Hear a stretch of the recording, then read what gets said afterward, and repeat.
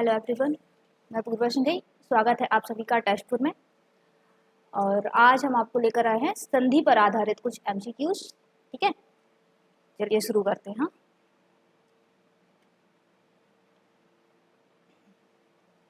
Question number 1 है, संधियां 3 प्रकार की होती हैं, निम्नलिखित में से कौन सा एक संधि का प्रकार नहीं है? ये हमें बताना है। अब ये तो पता है कि संधियां 3 प्रकार की होती हैं, ठीक है।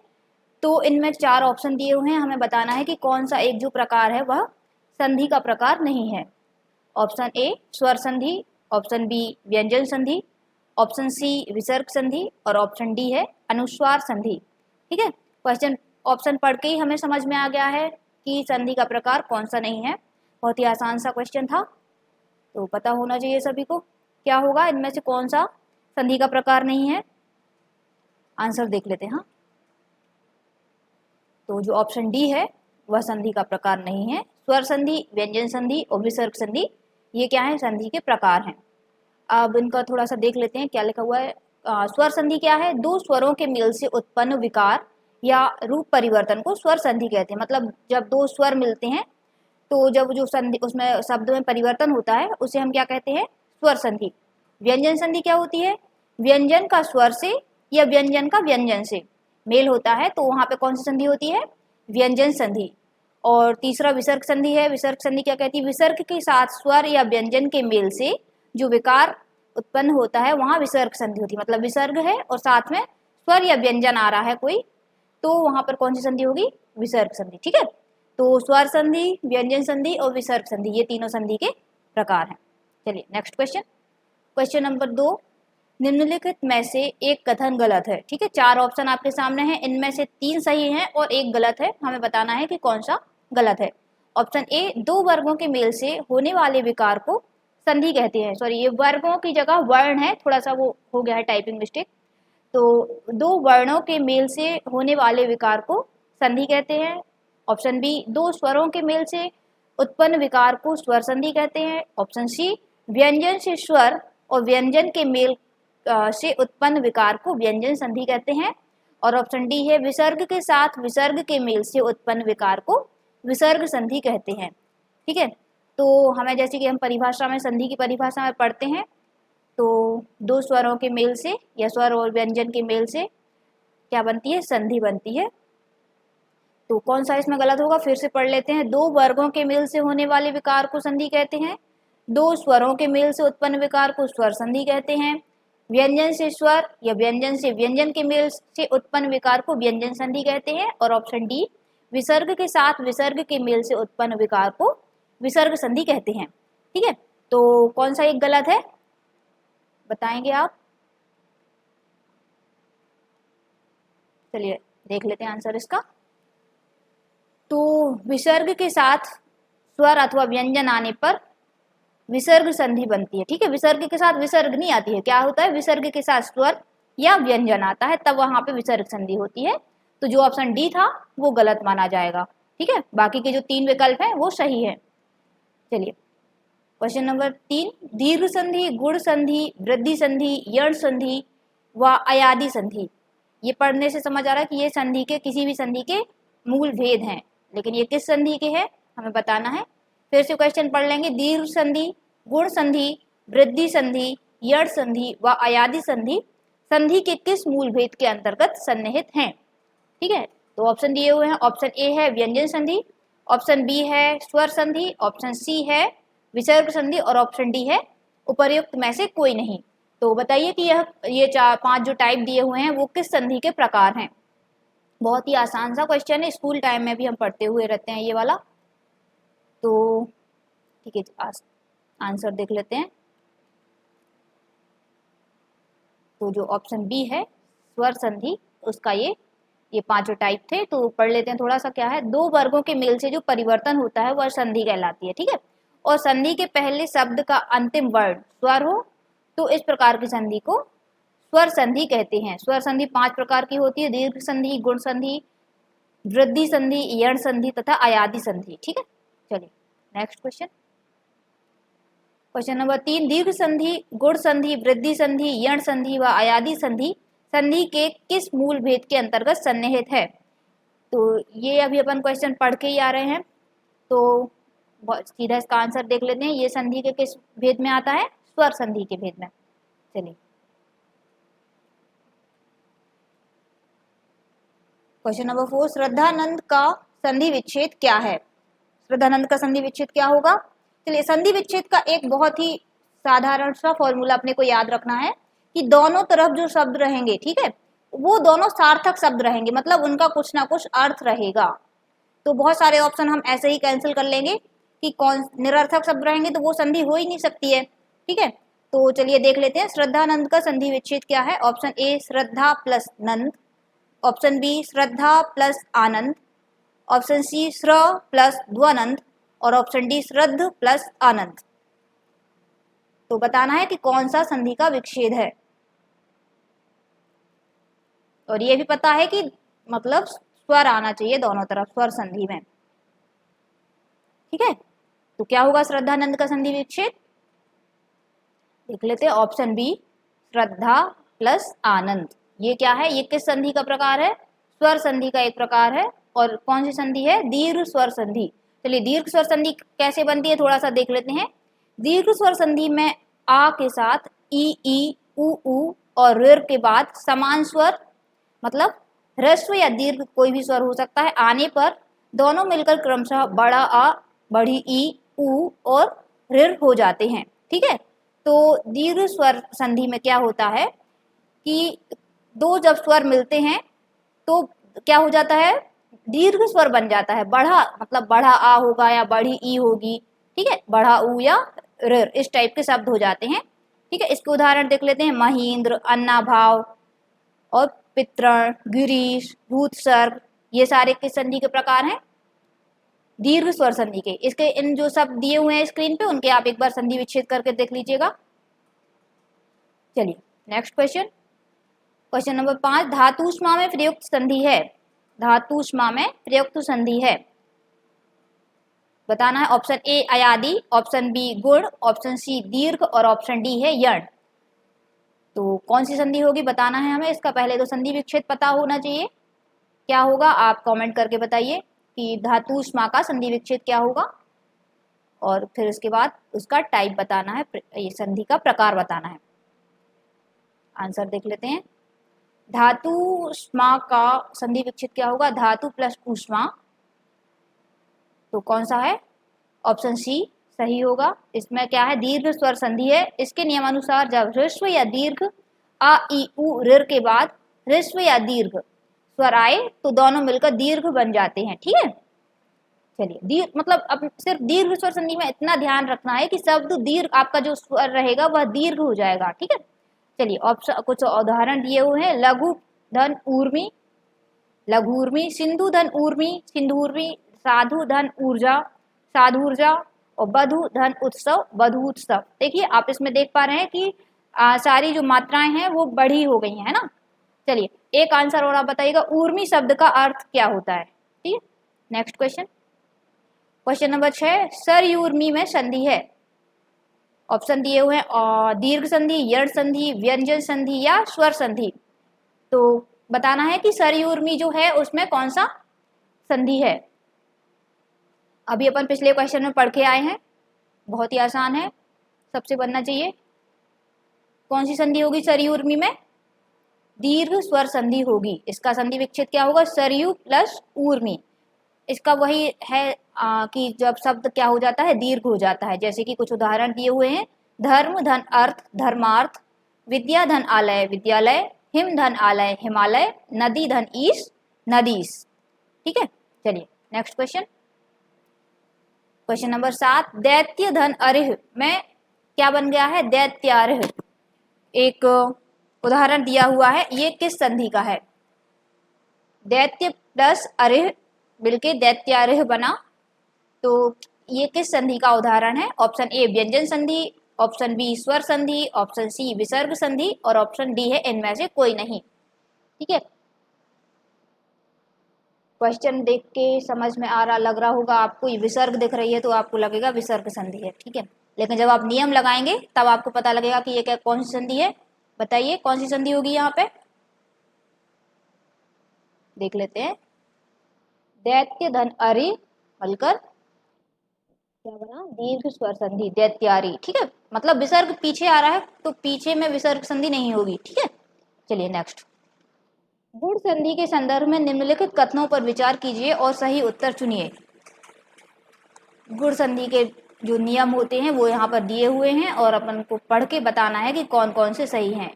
ऑप्शन ए, यदि आ या और आ के बाद, मतलब आ या बड़ा आ के बाद ई या ई आए तो दोनों मिलकर ए हो जाते हैं।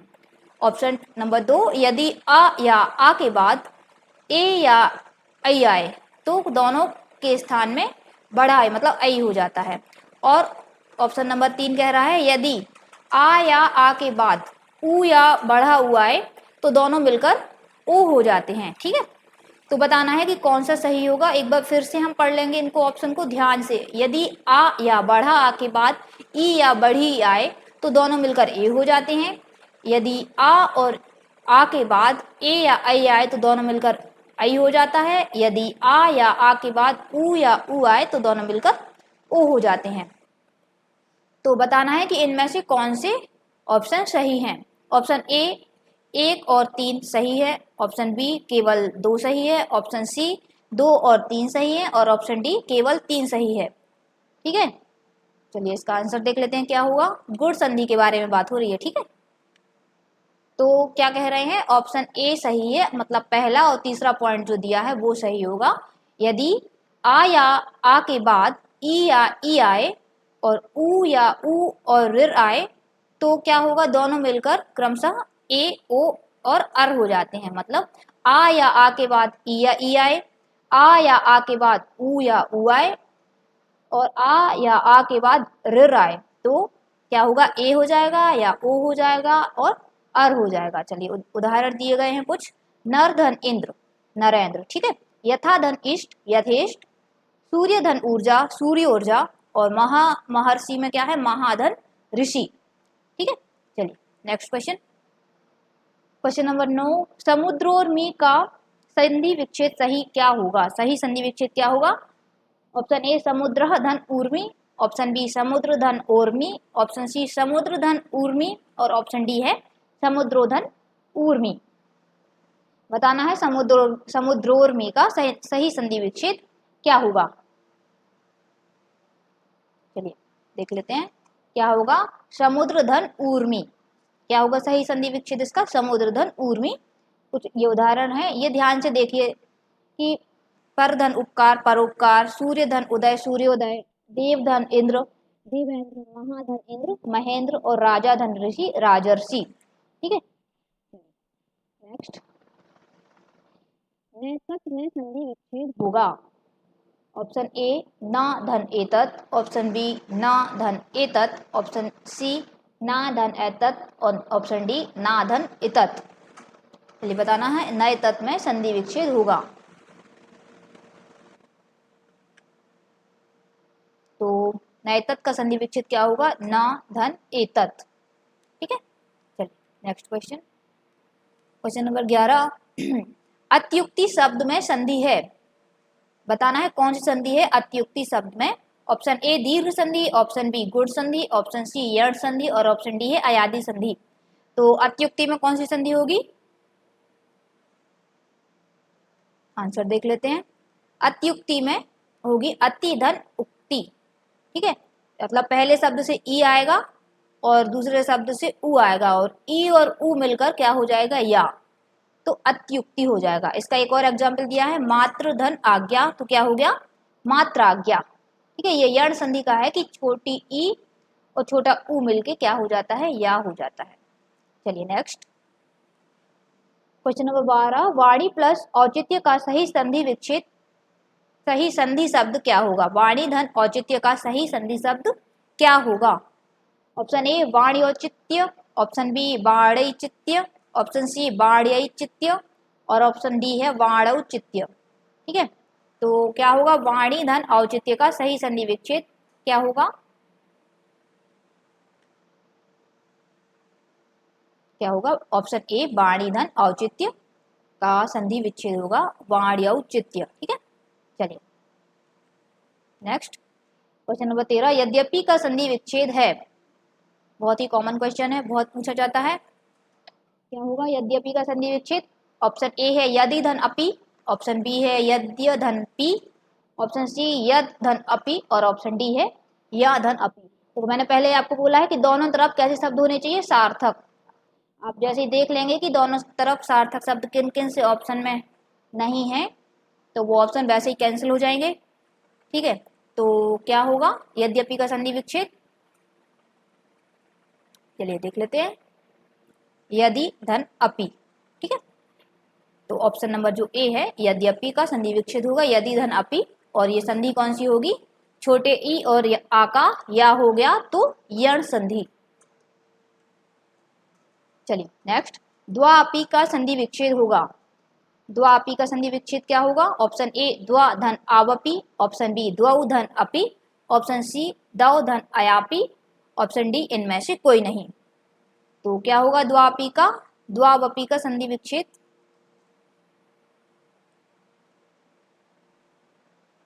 ऑप्शन बी मतलब द्वौ धन अपि। ये क्या कौन सी संधि होगी? अयादि संधि। और अयादि संधि का नियम क्या कहता है कि औ तथा आ मिलकर आव हो जाता है। ठीक है, औ और आ मिलकर क्या हो गए? आव। तो संधि विच्छेद क्या होगा? द्वौ धन अपि, द्वावपि। चलिए नेक्स्ट, भावुक का संधि विच्छेद क्या होगा? भावुक शब्द का संधि विच्छेद क्या होगा? ऑप्शन ए भव धन उक, ऑप्शन बी भा धन वुक, ऑप्शन सी भावु धन क और ऑप्शन डी भाव धन उक। तो क्या होगा भावुक शब्द का संधि विच्छेद? चलिए देख लेते हैं कि भावुक का संधि विच्छेद जो होगा भव धन उक, इसमें कौन सी संधि होगी? अयादि संधि। ठीक है, एक और एग्जाम्पल दिया गया है, नयन का क्या होगा? ने धन अन, नयन। ये भी कौन सी संधि होगी? अयादि संधि। चलिए नेक्स्ट, सदानंद का संधि विच्छेद कीजिए। सदानंद का संधि विच्छेद क्या होगा? ऑप्शन ए सत धन आनंद, ऑप्शन बी सत धन आनंद, ऑप्शन सी सद धन आनंद और ऑप्शन डी सदा धन आनंद। तो क्या होगा संधि विच्छेद सही? सदानंद का सत धन आनंद। ठीक है, अब ये पहला एग्जाम्पल आया है अपन के लिए किस संधि का? व्यंजन संधि का। ये कौन सी संधि होगी? व्यंजन संधि। अब क्यों होगी देख लेते हैं। इसके नियमानुसार यदि किसी वर्ग के पहले वर्ग का चटाता पा का मेल किसी स्वर तथा व्यंजन वर्ग के तीसरे वर्ण से, मतलब तीसरा वर्ण कौन सा? ग, ज, ड, द, बा, मतलब का तीसरा वर्ण होगा गा, चा वर्ग का तीसरा वर्ण होगा जा, टा वर्ग का होगा डा और ता का दा और पा का बा। तो जब क्या होता है किसी वर्ग के पहले वर्ण का मेल किसी स्वर अथवा व्यंजन के तीसरे वर्ण या चौथे वर्ण अथवा अंत्यस्थ, अंत्यस्थ व्यंजन कौन कौन से होते हैं? या अलावा। ठीक है, से होने पर वर्ग का वर्ण अपने ही वर्ग के तीसरे वर्ण में परिवर्तित हो जाता है। ठीक है, समझ में आया? एक बार और पढ़ लेते हैं इसको। इसके नियमानुसार यदि किसी वर्ग के पहले वर्ण का मेल किसी स्वर अथवा व्यंजन वर्ग के तीसरे वर्ण से या चौथे वर्ण से या अंत्यस्थ व्यंजन से होता है तो क्या होता कि वह वर्ण अपने ही वर्ग के तीसरे वर्ग में परिवर्तित हो जाता है। ठीक है, तो क्या था यहाँ पे ता, तो ता अपने तीसरे उसमें चला जाएगा वर्ग में, तीसरे वर्ण में, तो क्या हो जाएगा? ता का दा, तो सत की सदानंद हो गया। ठीक है, जैसे एक और एग्जाम्पल दिया गया है, वाक धन ईस वागीस, शुभ धन अंत शुभंत। चलिए नेक्स्ट, कौन सा व्यंजन संधि नहीं है? इसमें से चार में से कौन सी व्यंजन संधि नहीं है? ऑप्शन ए उदाहरण, ऑप्शन बी तद्वैत, ऑप्शन सी वाकजाल और ऑप्शन डी रसायन। तो कौन सी व्यंजन संधि नहीं होगी? चलिए देख लेते हैं। रसायन क्या है? दीर्घ स्वर संधि है। रस धन आयन होगा और छोटा आ और बड़ा आ मिलके बड़ा आ बना लिए तो रसायन हो गया। तो रसायन जो कि क्या है? दीर्घ स्वर संधि का प्रकार है, तो ये नहीं होगी व्यंजन संधि। ठीक है, चलिए बाकी के विच्छेद दिए हुए हैं। उदाहरण का क्या होगा? उत धन हरण, तद्वित का तत् धन हित और वाकजाल का वाक धन जाल। ठीक है, चलिए नेक्स्ट, जगन्नाथ में कौन सी संधि है? ऑप्शन ए वृद्धि संधि, ऑप्शन बी यण संधि, ऑप्शन सी स्वर संधि और ऑप्शन डी व्यंजन संधि। तो जगन्नाथ में कौन सी संधि होगी? जगन्नाथ में व्यंजन संधि होगी, इसका विच्छेद क्या होगा, जगत धननाथ। ठीक है, इसके पहले हमने पढ़ा है व्यंजन संधि में क्या होता है, किसी वर्ग के पहले वर्ण का मेल जब अनुनासिक वर्ण से हो तो उसके स्थान पर उसी वर्ग का 5वां वर्ण आ जाता है। ठीक है, नियमों को आप थोड़ा सा 2-3 बार पढ़ेंगे और जितनी ज़्यादा से ज़्यादा आप प्रैक्टिस करेंगे तो वो फ्लो में आ जाएगा, आपको मतलब देखते से ही समझ में आएगा कि इसका विच्छेद क्या होगा। ठीक है, और एग्जाम्पल दिए हुए हैं, उत धनमत उन्मत, चित धनमय चिन्मय। चलिए, तल्लीन शब्द में सही उपसर्ग का विच्छेद क्या होगा। ठीक है, तो मतलब तल्लीन का विच्छेद क्या होगा, ऑप्शन ए तल धन लीन, ऑप्शन बी तद धन लीन, ऑप्शन सी तत् धन लीन और ऑप्शन डी तत् धन लीन। तो क्या होगा, तल्लीन शब्द का संधि विच्छेद क्या होगा, ये देख लेते हैं, तत् धन लीन। ठीक है, व्यंजन संधि होगी और जिन दो वर्णों में संधि होती है तो उनमें से पहला वर्ण यदि व्यंजन हो और दूसरा वर्ण व्यंजन या स्वर हो तो क्या होता है, वहां पर व्यंजन संधि होती है। मतलब एक जगह कहीं अगर व्यंजन आ जाता है तो वहां पे व्यंजन संधि होगी। ठीक है, चलिए नेक्स्ट, निह धन कलंक का सही संधि विच्छेद शब्द कौन सा है। मतलब निह धन कलंक संधि विच्छेद दिया हुआ है, इसका सही शब्द क्या होगा, निष्कलंक, ऑप्शन बी निष्कलंक, ऑप्शन सी निष्कलंक कलक और ऑप्शन डी निष्कलंक। तो बताना है कि कौन सा सही शब्द होगा। चलिए देख लेते हैं, निह धन कलंक मिलके क्या हो जाएगा, निष्कलंक। ठीक है, चलिए नेक्स्ट, दुर्जन का संधि विच्छेद होगा, ऑप्शन ए दुर्धन जन, ऑप्शन बी दुहधन जन, ऑप्शन सी दुहधन अर्जन और ऑप्शन डी दुर्धन जन। तो क्या होगा, दुर्जन शब्द का संधि विच्छेद क्या होगा, दोह धन जन होगा। ठीक है, क्या होगा, दोह धन जन, मतलब ये विसर्ग संधि होगी। ठीक है, जब विसर्ग के पहले आ या आ मतलब को छोड़कर भिन्न स्वर हो और बाद में कोई स्वर हो या किसी वर्ग का तीसरा चौथा पांचवा वर्ण या अलावा हा में से कोई भी वर्ण हो तो विसर्ग का रा हो जाता है। ठीक है, चलिए नेक्स्ट, निह धन पाप में कौन सी संधि है। बिल्कुल दिख रहा है स्पष्ट रूप से, निह धन पाप में कौन सी संधि होगी, निह धन पाप में विसर्ग संधि होगी। इसका संधि विच्छेद जब शब्द करेंगे मतलब जोड़ेंगे इनको तो क्या बनेगा, निष्पाप। यदि विसर्ग के पहले ई उ के बाद में का खा टा ठा पा और फा में से कोई वर्ण आए तो विसर्ग का शा हो जाता है, षटकोण का सा हो जाता है। ठीक है, तो ऐसे एक और एग्जाम्पल दिया है, निह धन कपट निष्कपट। चलिए नेक्स्ट, निम्नलिखित शब्दों को उनके संधि के नाम के साथ सुमेलित कीजिए। तो निरोग, दीर्घाकार, सदाचार, प्रत्येक, उनके सामने संधि के प्रकार दिए हुए हैं, दीर्घ संधि, गुण संधि, विसर्ग संधि और वृद्धि संधि,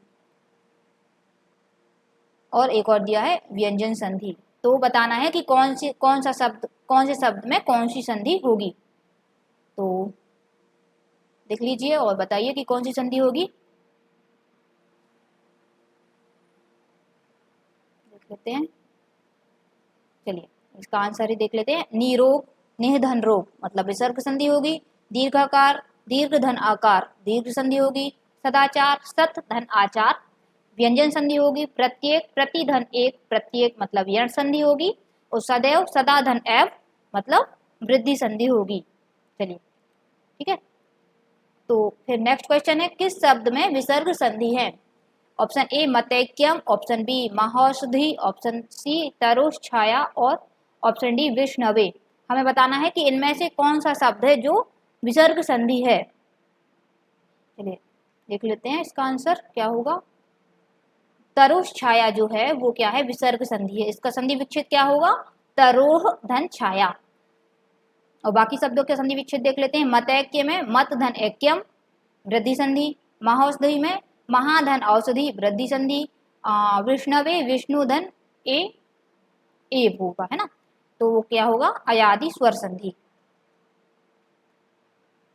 चलिए नेक्स्ट, चलिए आज के लिए इतना ही। आप सबको एक बार फिर बता दूं, टेस्ट को लेकर आया है आपको 5000 क्वेश्चंस का समागम एक साथ। तो जिन्होंने अभी तक इंस्टॉल नहीं किया है अपने फ़ोन में इंस्टॉल कर लीजिए। आप चाहें तो हमारी टेस्ट सीरीज को भी परचेस कर सकते हैं, ठीक है, 2 वर्ष की वैलिडिटी के साथ। चलिए, थैंक यू सो मच।